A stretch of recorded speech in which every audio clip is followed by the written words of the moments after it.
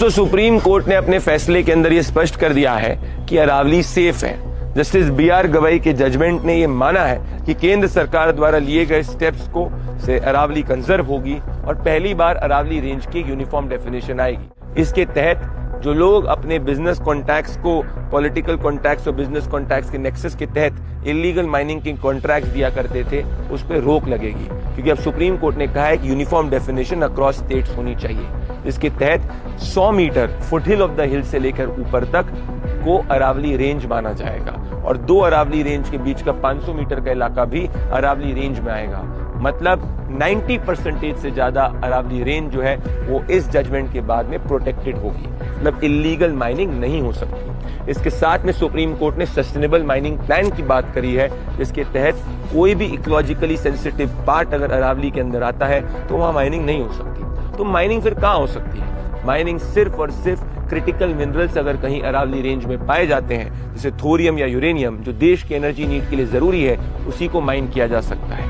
एक और झूठ ये फैलाया जा रहा है कि अब इसके तहत मोदी सरकार बड़े बड़े इंडस्ट्रीज को नए माइनिंग के कॉन्ट्रैक्ट्स दे देगी, जो भी सरासर झूठ है, क्योंकि 7.3 के अंदर स्पष्ट ये लिखा है कि कोई भी नया माइनिंग लीज नहीं दी जा सकती एक्सेप्ट क्रिटिकल एटॉमिक मिनरल जो देश की एनर्जी नीड के साथ में है। इसके साथ में सुप्रीम कोर्ट ने अपने फैसले में ये तक एक्नॉलेज करा है कि केंद्र की सरकार के पॉलिसी और एक्शन मेजर्स जो है वो डेजर्टिफिकेशन को प्रिवेंट करेंगे।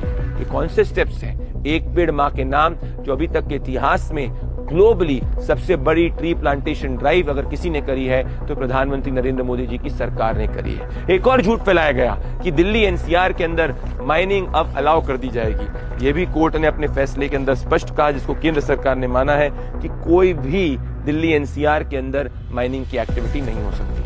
तो झूठ को मत फॉलो करिए, सच्चाई को फॉलो करिए। और सच्चाई ये है कि सुप्रीम कोर्ट के इस फैसले के बाद में पुराने चीफ जस्टिस बी.आर. गवई ने लिखा था, उसके तहत सस्टेनेबल माइनिंग आगे बढ़ेगी, इलीगल माइनिंग रुकेगी और केंद्र सरकार के एनवायरमेंट कंजर्वेशन के स्टेप्स की तारीफ सुप्रीम कोर्ट ने करी है, जो अभी तक के आजादी के इतिहास में कोई भी एनवायरमेंट कंजर्वेशन की जजमेंट में पहली बार हुआ है।